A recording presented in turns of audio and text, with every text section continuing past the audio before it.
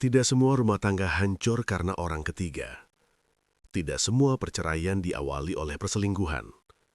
Ada yang runtuh perlahan karena kata-kata yang terdengar peduli, nasihat yang terasa membela, dan tempat curhat yang ternyata salah arah. Channel ini bukan untuk menghakimi, bukan untuk membenarkan siapapun. Di sini, kami berbagi kisah nyata tentang cinta, pernikahan, dan keputusan-keputusan kecil yang tanpa disadari mengubah hidup seseorang selamanya. Cerita-cerita di channel ini mungkin terdengar sederhana, tentang suami yang diam, istri yang lelah, dan teman yang terlalu mudah dipercaya. Tapi justru dari hal-hal sederhana itulah penyesalan terbesar sering lahir. Jika kamu sedang berumah tangga atau pernah merasa sendirian dalam hubungan, mungkin cerita ini bukan sekadar hiburan. Mungkin ini adalah peringatan yang datang tepat waktu. Selamat datang di channel ini. Dengarkan sampai akhir, karena terkadang pelajaran hidup datang dari kisah orang lain yang sudah terlambat menyadarinya. Namaku Rani. Aku menulis ini bukan untuk mencari pembenaran, tapi sebagai pengakuan tentang bagaimana rumah tanggaku hancur bukan karena orang ketiga, bukan karena kekerasan, melainkan karena aku terlalu percaya pada seseorang yang kukira peduli. Semua bermula dari hal yang terlihat sepele. Malam itu hujan turun deras. Jam di dinding menunjukkan pukul 11. Suamiku, Arga, baru pulang kerja. Wajahnya lelah, bajunya basah, matanya sayu. "Aku capek banget hari ini," katanya singkat sambil membuka sepatu. Aku mengangguk, tidak bertanya, tidak menyambut dengan pelukan. Bukan karena aku tidak peduli, tapi karena aku juga lelah. Lelah merasa sendiri meski punya suami. Arga langsung mandi, lalu tidur. Tidak ada obrolan, tidak ada tanya kabar, tidak ada cerita. Aku duduk di ruang tamu, memandangi ponsel di tanganku. Ada puluhan pesan dari grup teman kantor, dan satu nama yang selalu cepat membalas pesanku. Dina. Aku mengetik pelan. "Din, wajar nggak sih kalau capek punya suami yang pulang cuma buat tidur?" Tak sampai semenit, balasannya masuk. "Ran, kamu terlalu baik. Suami kamu itu egois." Kalimat itu membuat dadaku hangat. Akhirnya ada yang berpihak padaku. Aku lanjut bercerita tentang Arga yang jarang bicara, tentang sikapnya yang dingin, tentang aku yang merasa tak dianggap. Dina mendengarkan, atau setidaknya ia terlihat mendengarkan. "Kalau aku jadi kamu, aku nggak akan kuat. Kamu itu perempuan, Ran, harus dihargai." Aku menghela napas panjang. Untuk pertama kalinya malam itu, aku merasa dimengerti. Sejak malam itu, aku sering curhat pada Dina. Setiap masalah kecil di rumah aku ceritakan padanya. Dan setiap kali pula, Arga selalu salah. "Laki-laki kayak gitu nggak berubah. Kamu nggak salah kok kalau nuntut lebih. Coba pikir, hidup kamu bahagia nggak sekarang?" Awalnya aku hanya mengeluh, tapi lama-lama aku mulai meyakini. Aku mulai melihat Arga sebagai suami yang gagal. Bukan lagi pria yang dulu berjuang menikahiku dengan gaji pas-pasan. Setiap pulang kerja, aku jadi lebih dingin. Setiap Arga diam, aku menganggapnya tidak peduli. Padahal dulu aku tahu, diamnya Arga adalah caranya menahan lelah. Tapi Dina tidak pernah bertanya itu. Suatu malam, Arga mencoba bicara. "Ran, kamu kenapa akhir-akhir ini dingin banget?" Aku menatapnya. Emosi yang kupendam selama berminggu-minggu meledak. "Karena kamu gak pernah ada buat aku." Arga terkejut. "Aku kerja buat kita. Kerja terus. Tapi aku istri kamu, bukan barang di rumah." Arga terdiam. Aku menunggu dia membela diri, menjelaskan, memeluk. Tapi yang terjadi, Dia hanya berkata pelan, "Maaf kalau aku kurang peka." Jawaban itu membuatku semakin marah. Di kepalaku, suara Dina terngiang. Kalau dia benar-benar peduli, dia nggak akan cuma bilang maaf. Malam itu kami tidur membelakangi, dan untuk pertama kalinya, aku merasa berpisah meski masih satu ranjang. Keesokan harinya aku langsung menemui Dina saat istirahat kerja. Aku menceritakan pertengkaran malam semalam. Dina menggeleng pelan. "Ran, aku jujur ya, suami kamu itu tipe yang gak akan berubah." Aku menatapnya. "Jangan takut sendirian. Banyak perempuan di luar sana yang hidupnya lebih tenang setelah berpisah." Aku tidak menjawab, tapi kalimat itu tertanam dalam-dalam. Dina menggenggam tanganku. "Aku cuma gak mau kamu tersiksa." Dan aku percaya. Sejak hari itu, aku jarang bicara pada Arga. Kalau dia pulang, aku sibuk dengan ponsel. Kalau dia mengajak ngobrol, aku jawab singkat. Arga mencoba mendekat. "Kita makan bareng yuk." Aku menjawab datar. "Aku capek." Padahal aku tidak capek. Aku hanya tidak ingin lagi. Aku mulai membandingkan. Membandingkan Arga dengan cerita-cerita Dina, dengan laki-laki yang katanya lebih perhatian. Tanpa sadar, aku sendiri yang menutup pintu rumah tanggaku. Aku membaca ulang semua chat dengan Dina. Semua nasihatnya terdengar masuk akal. Terlihat peduli, terlihat membelaku. Di kamar, Arga tidur membelakangi aku. Untuk pertama kalinya, aku tidak merasa ingin membangunkannya. Aku menatap langit-langit dan berpikir, apa mungkin aku memang salah memilih suami? Aku tidak tahu saat itu bahwa pertanyaan itulah yang menjadi awal dari kehancuran yang lebih besar, dan bahwa hasutan yang terlihat peduli perlahan sedang menuntunku menuju perceraian yang kelak sangat kusesali. Aku tidak sadar kapan tepatnya jarak itu berubah menjadi kebiasaan. Yang aku tahu, setiap hari aku semakin mudah menjauh dari Arga dan semakin nyaman berada di dunia yang dibentuk oleh kata-kata Dina. Pagi itu Arga bangun lebih awal. Ia menyiapkan kopi seperti dulu. Cangkir itu ia letakkan di dekatku. Aku buatkan kopi, Ran. Aku hanya melirik sebentar. "Taruh aja di situ." Arga terdiam. Biasanya aku akan tersenyum.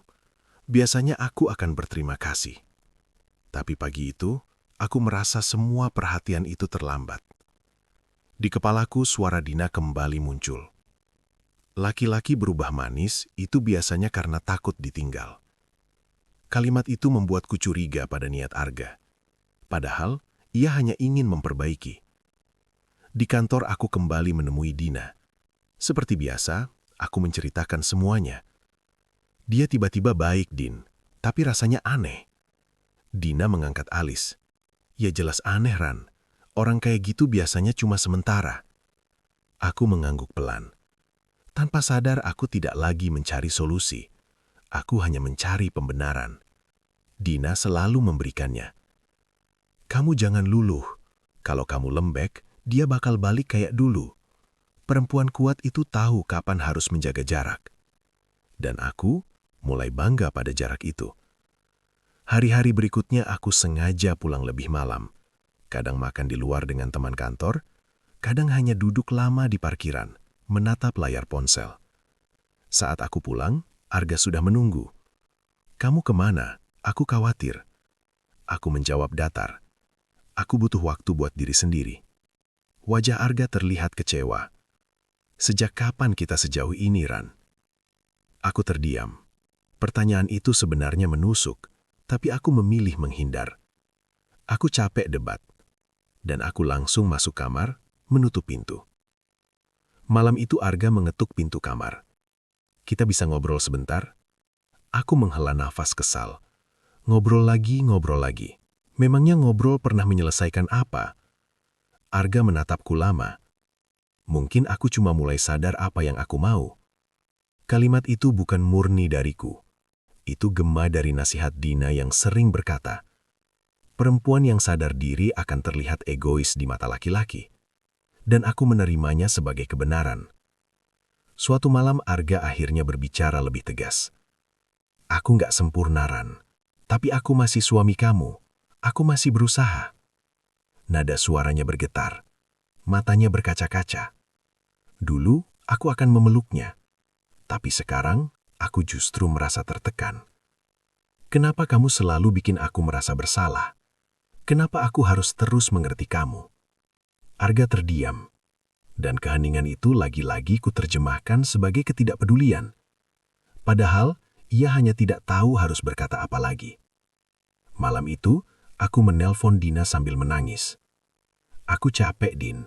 Dia selalu bikin aku merasa terjebak.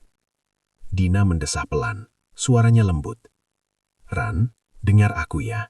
Kamu nggak salah. Kadang menjauh itu perlu supaya dia sadar. Aku memejamkan mata.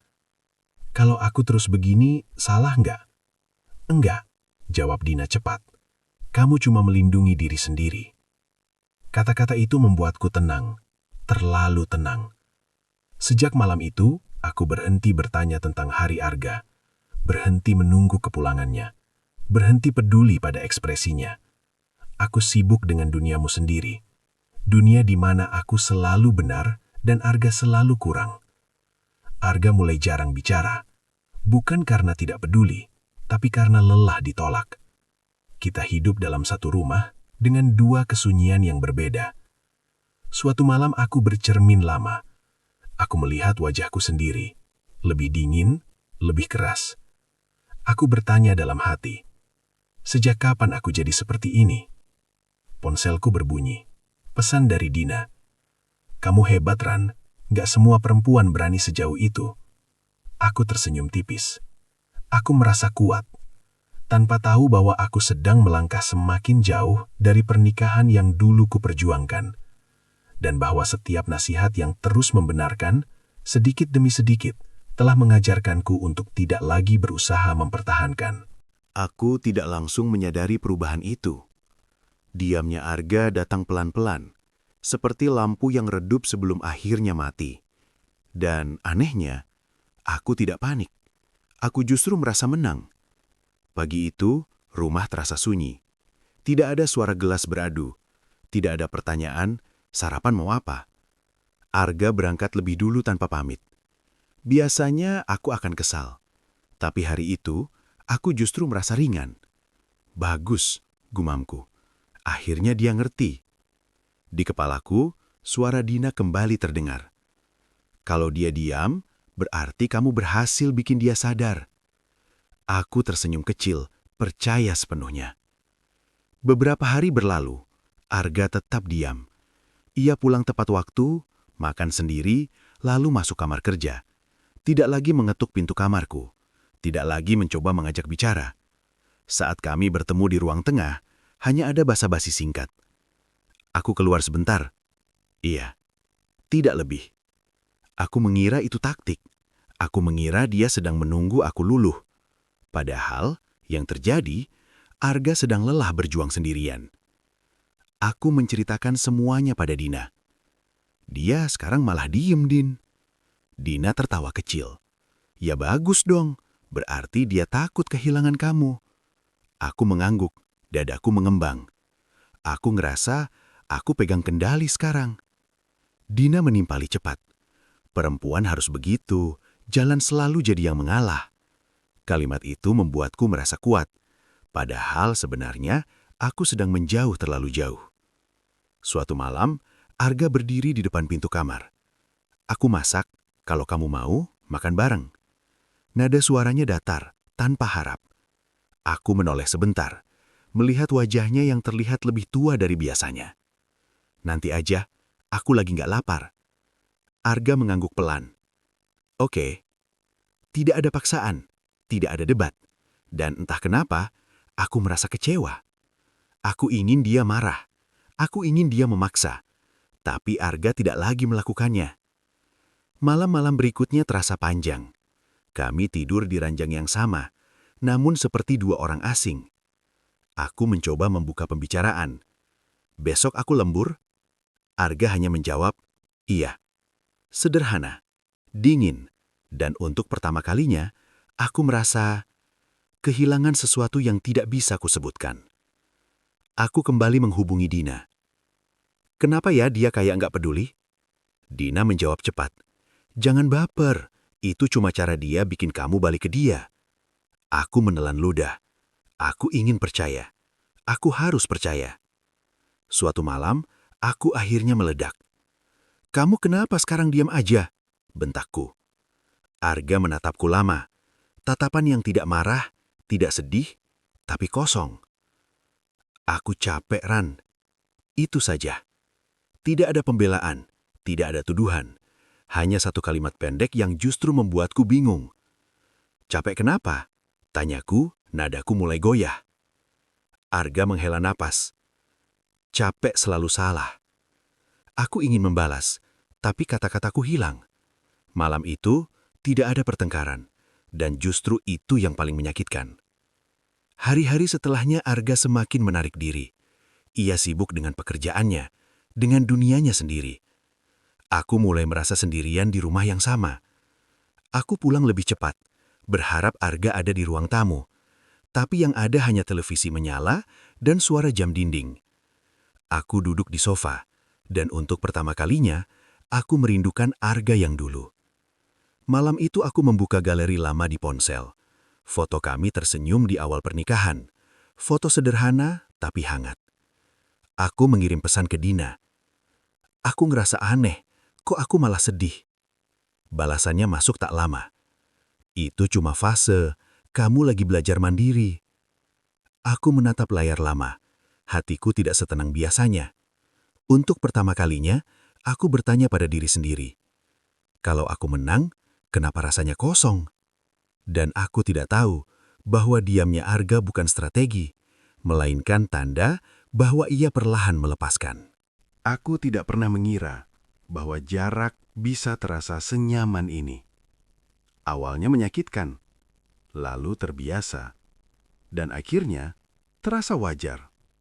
Itulah yang paling menakutkan. Pagi-pagi sekali Arga sudah bangun. Bukan untuk menyiapkan kopi, bukan untuk menungguku bangun. Ia mandi, berpakaian, lalu keluar kamar tanpa suara. Aku terbangun saat pintu depan tertutup. Bukan karena terkejut, tapi karena tidak ada lagi suara langkahnya yang biasanya ku kenal. Aku melihat jam. Masih pukul 5. Cepet amat, gumamku. Dulu aku akan merasa diperjuangkan. Sekarang, aku hanya merasa ditinggal lebih dulu. Sore itu aku pulang lebih awal. Entah kenapa aku berharap Arga ada di rumah. Ia ada, duduk di ruang tamu, membuka laptop. Aku pulang, kataku pelan. Iya, jawabnya singkat tanpa menoleh. Aku berdiri canggung, menunggu, tidak tahu harus berbuat apa. Akhirnya aku masuk kamar, dan di sana aku sadar, aku sudah lupa cara menjadi istri yang dulu. Malam itu Arga tidak makan malam. Ia hanya minum teh, lalu masuk kamar kerja. Aku mengetuk pintu. Kamu nggak makan? Lagi nggak lapar. Nada suaranya netral. Bukan marah. Bukan kecewa. Dan justru itu yang membuatku gelisah. Aku kembali ke ruang makan. Menatap 2 piring di meja. Yang satu utuh, yang satu tersentuh. Aku menelpon Dina. Dia sekarang beda banget, Din. Kayak nggak butuh aku. Dina tertawa kecil seperti biasa. Ran, kamu jangan terjebak drama. Laki-laki kalau nggak dapat reaksi, pasti cari cara lain. Cara lain gimana? Entah, bisa makin cuek, bisa makin manipulatif. Aku menelan ludah. Kata manipulatif itu membuatku kembali merasa benar. Padahal, Arga hanya sedang menyerah perlahan. Suatu malam, Arga akhirnya bicara panjang.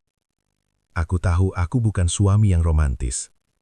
Aku tahu aku sering diam.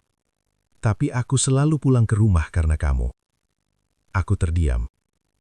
Aku nggak pernah mikir ninggalin kamu, Ran.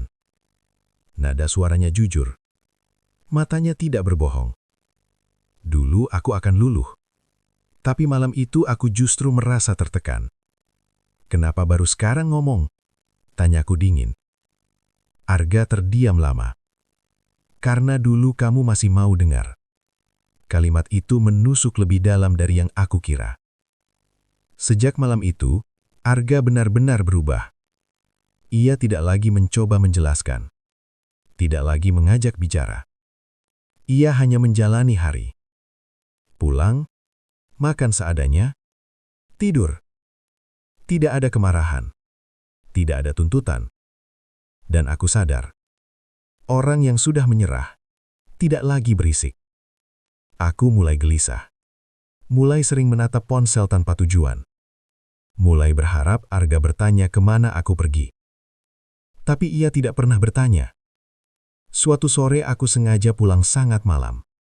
Arga sudah tidur. Tidak ada pesan, tidak ada panggilan. Dadaku terasa sesak. Apa dia benar-benar nggak peduli lagi? Bisikku. Malam itu aku duduk sendirian di ruang tamu. Lampu redup. Televisi mati. Aku sadar. Jarak ini bukan lagi hukuman. Bukan strategi. Bukan pelajaran. Ini sudah menjadi kebiasaan.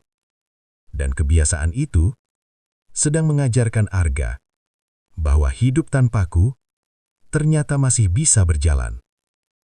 Aku menatap pintu kamar kerja Arga yang tertutup rapat. Dan untuk pertama kalinya, aku merasa takut. Takut bahwa suatu hari nanti, pintu itu tidak akan pernah terbuka lagi untukku. Aku selalu berpikir, selama tidak ada kata berpisah, berarti semuanya masih bisa diperbaiki. Aku tidak sadar, kadang yang paling berbahaya bukan keputusan, melainkan menundanya terlalu lama. Malam itu Arga duduk di ujung ranjang. Tangannya saling menggenggam, kepalanya tertunduk. Ran, kita mau dibawa kemana begini? Aku menahan nafas. Pertanyaan itu akhirnya datang. Kamu maksud apa? Tanyaku, pura-pura tenang. Kita kayak hidup masing-masing, katanya pelan. Aku nggak tahu kamu masih mau berjuang atau enggak. Aku tidak langsung menjawab, bukan karena tidak tahu, tapi karena takut pada jawabanku sendiri. Aku lagi capek mikir, kataku akhirnya. Arga mengangguk. Ya, aku tunggu. Tapi dari nada suaranya, aku tahu ia sudah terlalu lama menunggu. Hari-hari berikutnya berjalan datar. Tidak ada pertengkaran, tidak ada tawa. Arga mulai sering pulang larut. Katanya lembur. Aku tidak bertanya, bukan karena percaya, tapi karena sudah tidak peduli. Aneh rasanya. Dulu aku marah kalau dia pulang malam. Sekarang, aku justru merasa lega. Seolah jarak itu memberi kami alasan untuk tidak lagi berharap. Suatu malam, aku menyadari sesuatu yang menakutkan. Saat Arga belum pulang, aku tidak lagi menunggu. Aku menonton televisi, scroll ponsel, tertidur di sofa. Tidak ada kegelisahan, tidak ada kekhawatiran. Dan saat itu aku sadar, hatiku sudah mulai keluar dari rumah ini, bahkan sebelum tubuhku melakukannya. Aku kembali menemui Dina. Din, kalau begini terus, salah nggak kalau aku mikir pisah? Dina menatapku serius, lalu berkata, Ran, jujur ya, kadang orang harus pergi supaya berhenti terluka. Aku terdiam. Kamu sudah terlalu lama bertahan, lanjutnya. Jangan nunggu hancur dulu baru sadar. Kata-kata itu terasa dewasa, masuk akal, tenang. Dan justru karena itu, aku tidak melihat bahayanya. Malam itu Arga pulang lebih cepat. Ia duduk di depanku. Aku mikir, katanya, mungkin kita butuh jeda. Jantungku berdetak kencang. Jeda? Ulangku. Iya, biar sama-sama mikir. Aku capek nebak-nebak perasaan kamu. Aku ingin menangis, tapi air mata tidak keluar. Kamu mau pisah? Tanyaku lirih. Arga menatap lantai.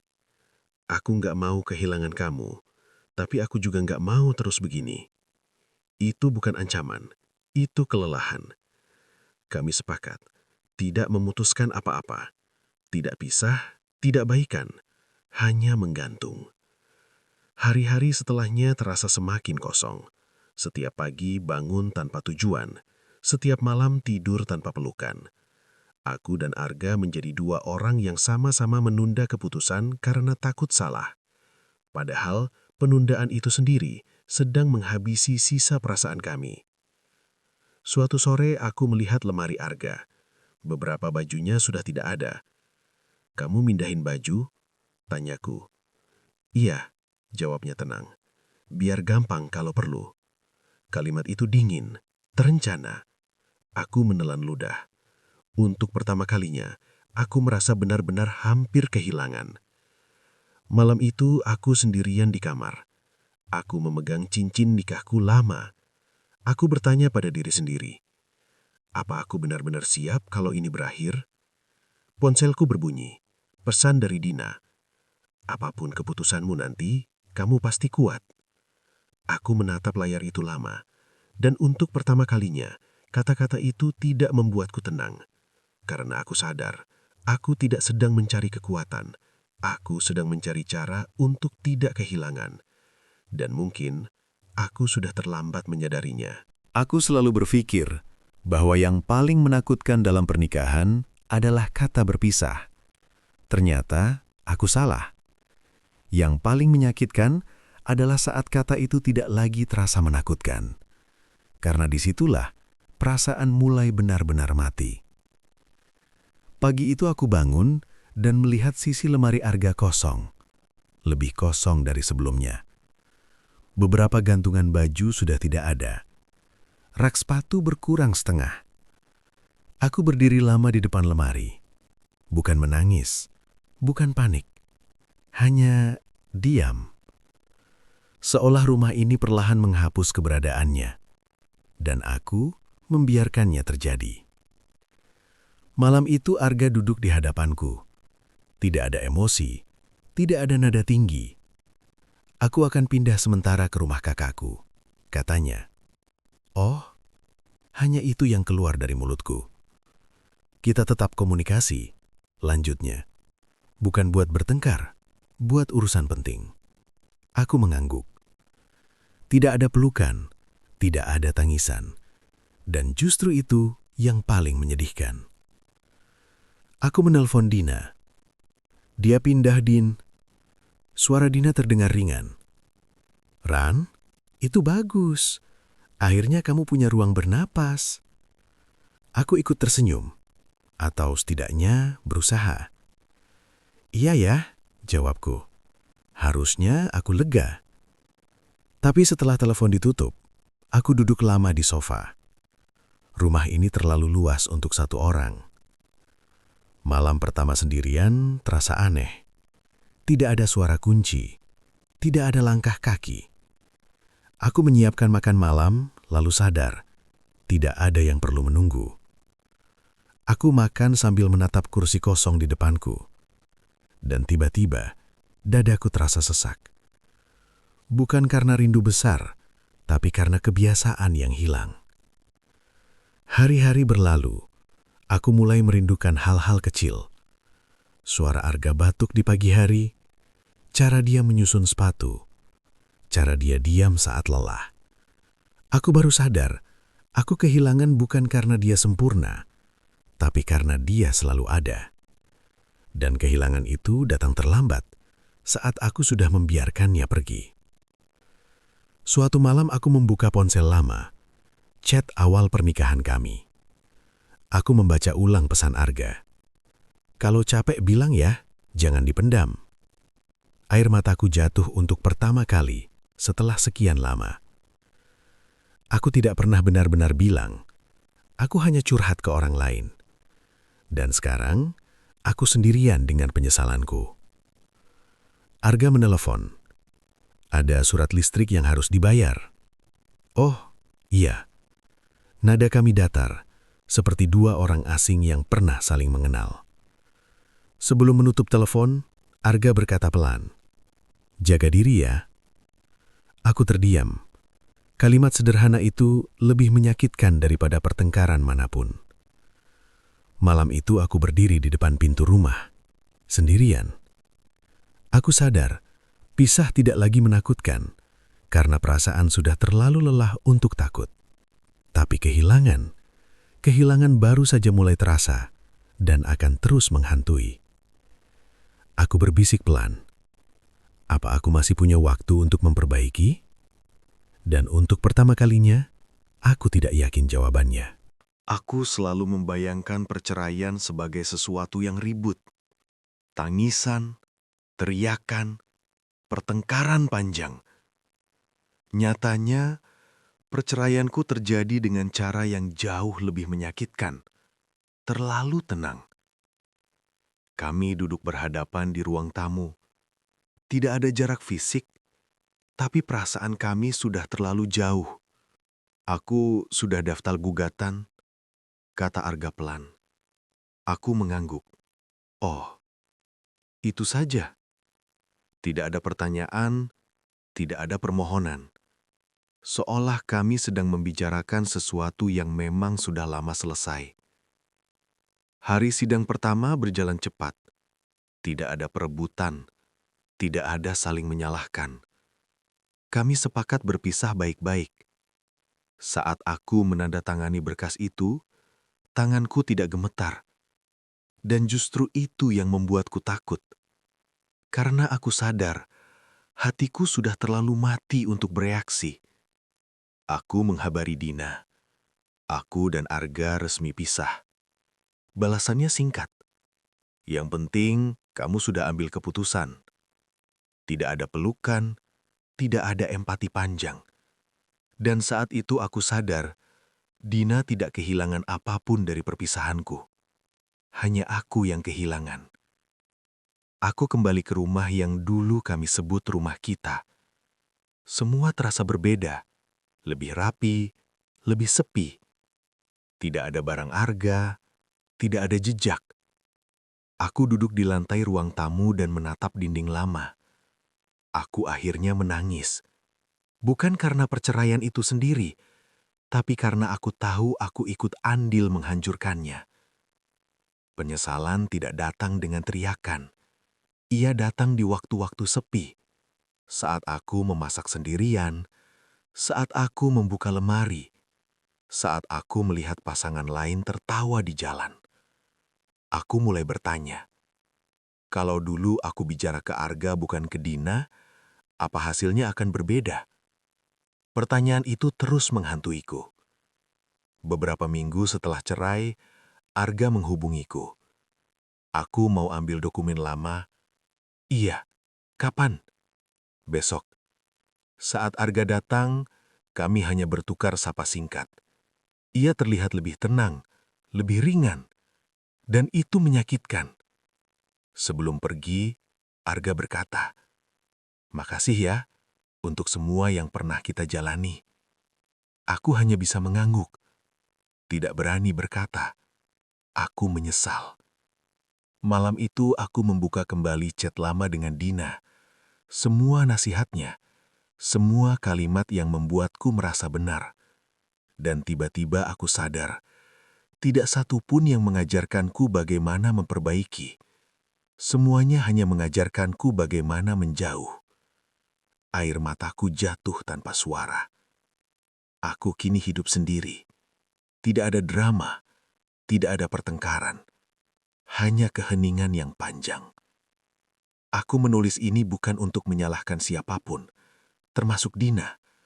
Aku hanya ingin mengakui, aku kehilangan pernikahanku, bukan karena suamiku jahat, tapi karena aku salah memilih siapa yang kudengar saat lelah. Dan penyesalan itu tidak datang sekaligus.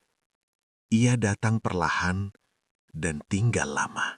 Tidak semua penyesalan datang dengan tangisan keras. Sebagian datang pelan, duduk di sudut hati, dan tinggal lebih lama dari yang kita kira. Aku mengalaminya. Setahun setelah perceraian, Hidupku terlihat baik-baik saja di mata orang lain. Aku bekerja, aku tersenyum, aku terlihat mandiri. Orang-orang berkata, "Hebat ya kamu, bisa kuat." Aku hanya tersenyum, karena mereka tidak tahu. Kuat dan bahagia adalah dua hal yang berbeda. Kesepian terburuk bukan saat sendirian, tapi saat tidak ada lagi yang benar-benar mengenalmu. Tidak ada yang tahu caraku marah, tidak ada yang tahu caraku lelah, tidak ada yang tahu caraku diam. Arga dulu tahu semua itu, dan sekarang tidak ada lagi yang perlu tahu. Aku dan Dina masih sesekali bertemu. Kami tertawa, berbagi cerita ringan, tapi ada jarak yang tidak terucap. Aku sadar, teman datang dan pergi. Tapi pasangan hidup adalah orang yang seharusnya tinggal saat kita terburuk. Dan aku menukar itu dengan nasihat yang terasa manis, tapi tidak bertanggung jawab. Ada malam-malam tertentu di mana aku terbangun dan mengingat hal-hal kecil. Suara kunci Arga di pintu, caranya melepas jam tangan, cara diamnya saat lelah. Hal-hal yang dulu kuanggap biasa, ternyata adalah bentuk cinta yang tidak pernah kuterjemahkan dengan benar. Aku belajar satu hal penting. Tidak semua orang yang membela kita benar-benar ingin kita utuh. Ada yang hanya ingin kita merasa benar, bukan memperbaiki. Dan aku memilih merasa benar dibandingkan memperjuangkan. Itulah kesalahan terbesarku. Jika kamu sedang lelah dengan pasanganmu, jangan langsung pergi mencari pembenaran. Carilah percakapan, bukan tepuk tangan. Carilah solusi, bukan pembelaan sepihak. Karena ketika orang yang kamu sakiti akhirnya memilih diam, itu bukan kemenangan. Itu tanda bahwa ia sudah menyerah. Aku tidak menulis ini untuk berharap Arga kembali. Aku menulis ini karena aku sudah menerima bahwa beberapa hal tidak bisa diulang. Dan penerimaan itu adalah bentuk kedewasaan yang datang terlalu terlambat. Pernikahanku adalah pelajaran paling mahal dalam hidupku. Bukan tentang cinta, tapi tentang mendengar dengan benar. Aku kehilangan bukan karena disakiti, melainkan karena salah arah saat meminta nasihat. Dan jika kisahku bisa menyelamatkan satu rumah tangga saja, maka penyesalanku tidak sepenuhnya sia-sia. Karena tidak semua orang diberi kesempatan kedua, dan tidak semua kesalahan bisa diperbaiki setelah semuanya pergi.